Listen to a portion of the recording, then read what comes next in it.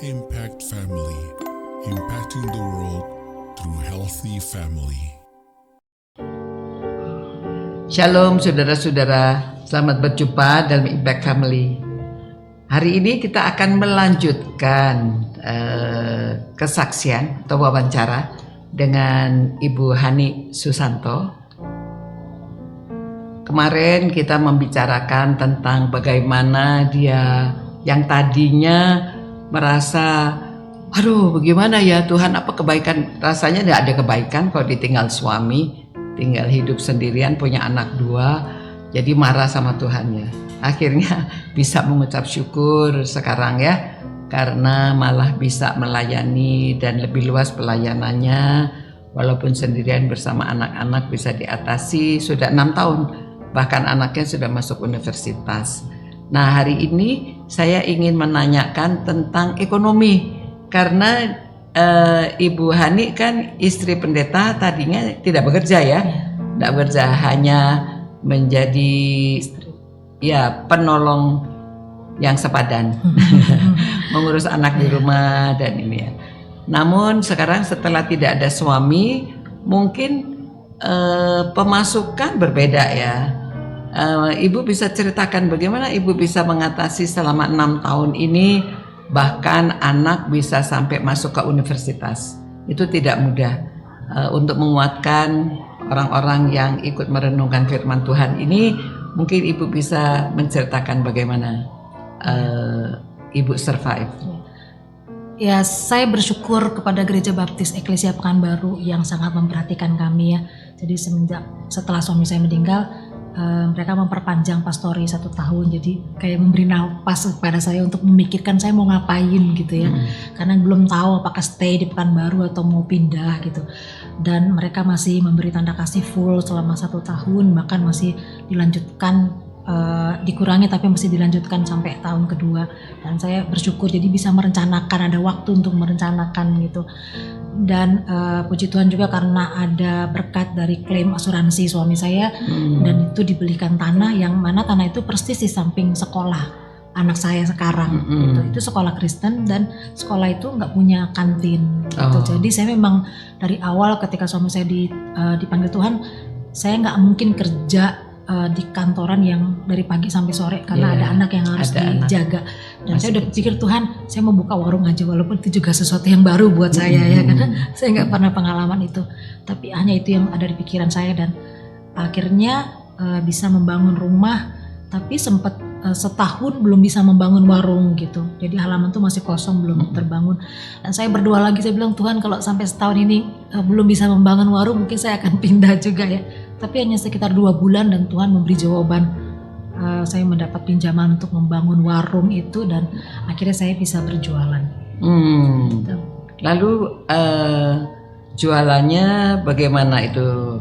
Lancar? Iya. Kan kemarin sempat ada pandemi, gimana tuh? Iya, berjualannya lancar karena saya nggak punya saingan, karena itu kan di samping sekolah gitu ya. Jadi saya memasak, jadi ada pesanan catering untuk anak-anak gitu, yang nanti karena mereka nggak boleh keluar, jadi orang tua tinggal pesan dan nanti saya antar ke loker-lokernya gitu ya, di jam-jam yang sudah ditentukan untuk mereka makan.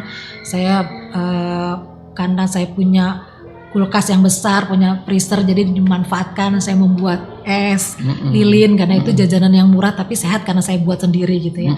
Dan ya jual-jualan yang lain, dan itu menolong untuk perekonomian kami. Iya, jadi ini merupakan suatu pelayanan juga ya, karena orang tua jadi tertolong untuk memberi makan anak-anaknya, dan anak-anaknya merasa aman, makan makanan yang sehat dari buatan Ibu Hani. Kita promosikan sekalian. Nah, tapi masa pandemi bagaimana ekonomi? Apakah ada pengaruhnya enggak? Sangat ya, karena waktu itu saya ingat banget tanggal 16 Maret tahun 2000 ya kalau nggak salah ya, sekolah libur 2 minggu. 2020. 2020. Sekolah libur 2 minggu, saya pikir cuma 2 minggu gitu. Kok lanjut ya sebulan? Kok lanjut ya? Dan itu benar-benar langsung tidak ada pemasukan karena pembeli warung saya itu kan hanya lingkungan sekolah gitu. Karena itu agak di dalam sih. Jadi ketika sekolah tutup, warung saya memang tutup gitu, dan ternyata lanjut sampai 2 tahun ya. Tapi saya melihat Tuhan tidak tinggal diam ya. Tuhan bisa menggerakkan siapa saja untuk menolong kami sehingga akhirnya kami bisa melewati itu. Sempat saya menyewa tempat di tempat lain yang lebih ramai untuk berjualan.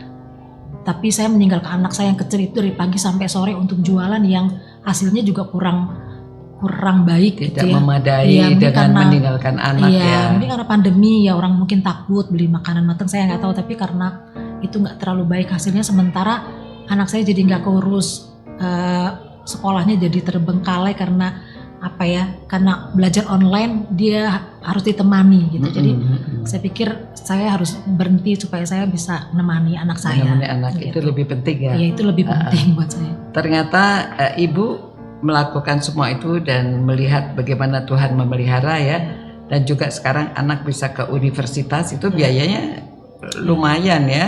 Iya. Bagaimana tuh bisa sampai anak ke universitas? Anak saya yang besar sempat 2 tahun nganggur, maksudnya nggak kuliah karena memang saya tidak ada biaya. Karena dia maunya kuliahnya bukan di Pekanbaru tapi di Jawa, dan itu kan bukan hanya biaya kuliah tapi biaya kos, biaya makan gitu ya. Dan untungnya anak saya menghibur saya, dia bilang, "Mami nggak usah malu, Tiso nggak kuliah, Tiso nggak apa-apa, nggak kuliah dulu, Mami tenang baik aja," ya, dia anak bilang baik gitu. ya. Ya Mami tenang aja, Tiso nggak apa-apa, nggak kuliah gitu. Jadi dan itu Tuhan pakai juga, jadi dia menolong saya tuh kalau nganter catering kadang-kadang kalau sehari bisa 30 pak gitu ya. Nganter kan lumayan jalan, jadi dia yang nganter saya, bantu saya masak dan nganter catering gitu. Ternyata ada maksud Tuhan juga ya. Dan setelah akhirnya 2 tahun kemudian akhirnya saya bisa kuliahin dia. Ya saya berjuang dan pasti ada pertolongan dari orang-orang yang Tuhan kirim ya. Dan ternyata setelah dijalani, sekarang anak saya udah masuk tahun ketiga dan semua lancar-lancar aja karena Tuhan ya. Karena Tuhan, ya. iya. Bukan main. Bisa ada ayat yang menjadi pegangan Ibu untuk ini? Iya, saya mau membagikan dari 1 Petrus 5 ayat 7 yang berkata, "Serahkanlah segala kekhawatiranmu kepadanya sebab Ia yang memelihara kamu." Amin. Ya, bukan main. Kita bersyukur semoga kesaksian ini dapat menguatkan saudara-saudara yang setia merenungkan firman Tuhan dan memperhatikan apa yang ada di Impact Family. Nah, mari kita berdoa dan bisa Ibu Hani doakan pemirsa, doakan orang-orang yang sedang merenungkan firman Tuhan di rumah. Ya, silakan Bu Hani. Tuhan Yesus, terima kasih untuk setiap perkara yang Tuhan izinkan untuk saya alami. Kiranya apa yang sudah saya bagikan bisa memberkati orang-orang lain yang menonton acara ini Tuhan, supaya mereka bisa juga mengalami kasih Tuhan yang besar, pemeliharaan Tuhan yang sempurna ketika kita berani menyerahkan sepenuhnya kepada Tuhan dan bergantung kepada Tuhan dan membiarkan Tuhan bertindak untuk menolong. Terima kasih Tuhan untuk kesempatan ini, kami menyerahkan setiap kami supaya terus hidup untuk menjadi berkat bagi orang lain. Dalam nama Tuhan Yesus kami sudah berdoa. Amin. Amin. Demikian, sampai berjumpa pula. Ciao. Impact Family, impacting the world through healthy family.